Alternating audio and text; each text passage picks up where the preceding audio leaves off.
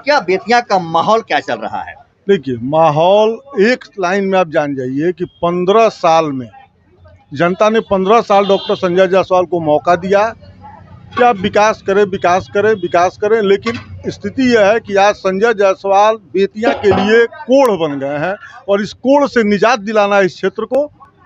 और मोदी जी का भी एक नारा है कि परिवारवाद को खत्म करना है। तो ये अनुकंपा के सांसद हैं, इनके पिता भी रहे, तो इस परिवारवाद को भी खत्म कर कर मोदी का समर्थन वहाँ करना है और कोढ़ से निजात दिलाकर इस क्षेत्र को विकसित बनाना है। और इसके लिए इनको हराना एकदम आवश्यक हो गया।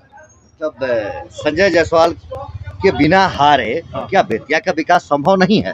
15 साल में जो हम लोग देखते आ रहे हैं, वो अपने घर के सामने की एक सड़क नहीं बनवा सकी, अपने पेट्रोल पंप को बचाने के लिए, उस जमीन को बचाने के लिए 25 साल से वो फ्लाईओवर को फंसाए हुए हैं। वैसे आदमी से आप क्या उम्मीद कीजिएगा कि वो विकास करेंगे? आपने कहा बेतिया को कोढ़ से निजात चाहिए, क्या आपको ऐसा भरोसा है कि महागठबंधन के जो प्रत्याशी हैं मदन मोहन तिवारी, अगर वह व्यक्ति बेतिया का सांसद होता है तो क्या जो विकास रुका हुआ है या जो लोगों की आशाएं बंधी थी, जो आशाएं संजय जायसवाल से पूरा नहीं हुआ, क्या मदन मोहन तिवारी से पूरा हो जाएगा? देखिए, मदन मोहन तिवारी को हमने एक बेतिया प्रखंड के प्रमुख के रूप में, उनके पंचायत रानी पकड़ी के मुखिया के रूप में और बाद में 5 साल के लिए बेतिया के एक विधायक के रूप में देखा है। और उतने समय में उनका जो राजनीतिक जीवन रहा या जो उन्होंने प्रखंड में, पंचायत में और विधानसभा में रहा, क्या उन्होंने कुछ कार्य किया? वही मैं आपको बताना चाह रहा था कि मैंने प्रमुख, मुखिया और विधायक तीनों हैसियत से देखा। और विधायक की हैसियत से मैं आपको बता रहा हूं कि आप इस विधानसभा क्षेत्र के कहीं छोटे से छोटे गांव में भी चले जाइए, मदन मोहन तिवारी का 1, 2, 3 बोर्ड दिखाई दे देगा, छोटा पीसीसी भी दिखाई देगा, चबूतरा भी दिखाई देगा। तो विधायक की जो हैसियत होती है उस हिसाब से उन्होंने जो काम किया है उस 5 साल में, उसके पहले रेणु देवी ने 15 साल में भी वो काम नहीं किया, उतना काम नहीं किया है। तो एक सफल विधायक रहे हैं और यह आशा है कि अगर सांसद बनते हैं तो एक बहुत ही सफल सांसद होंगे। क्या बात है, कहाँ आप लोग बेतिया को एकदम, बेतिया में हलचल मचा दिए हैं। बेतिया को आप लोग क्यों बिगाड़ रहे हैं? बेतिया का माहौल कंट्रोल करके रखिए। बेतिया को बिगाड़ा नहीं जा रहा है, बेतिया को सुधारने का काम किया जा रहा है। जो पिछले 15 वर्षों से यहाँ की स्थिति जर्जर हो गई है, उसको सुधारने का काम अब करने का प्रयास किया जा रहा है और इस प्रयास को सफल बनाने का काम किया जा रहा है और इस प्रयास में सफल होने का काम भी किया जाएगा।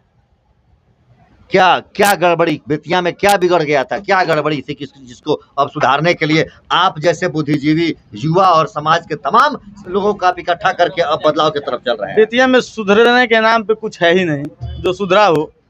यहाँ पे लूट खसोट और आप कह लीजिए यहाँ के लिए सुशासन के नाम पे जो अपराध करके यहाँ सिस्टम को करप्ट किया जा रहा है, ध्वस्त किया जा रहा है, उसको रोकने का प्रयास किया जा रहा है।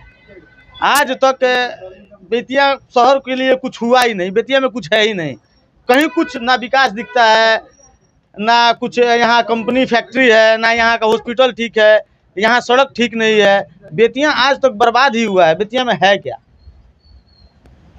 तो क्या बेतिया इस बार बदल देगा? बिल्कुल बदलेगा, करवट बदल जाएगा क्या? जी बिल्कुल बिल्कुल। इस बार करवट, हवा का रुख जो कहना है वो कहिएगा। इस बार सब विपरीत दिशा में चल रहा है संजय जायसवाल के, और बेतिया शहर के लिए, बेतिया शहर के कामयाबी के लिए उसके तरफ, उसकी ओर से चलना शुरू कर दिया है।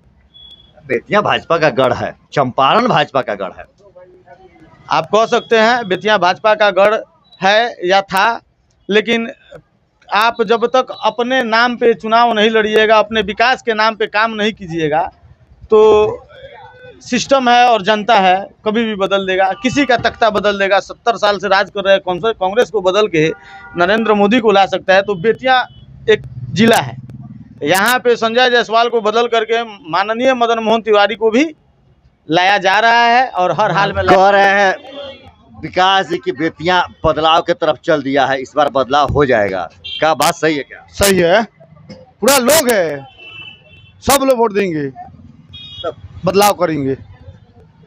देहात गांव के लोगों का क्या विचार है? सब लोग के बदलाव है, सब लोग के बदलाव है, बदलाव।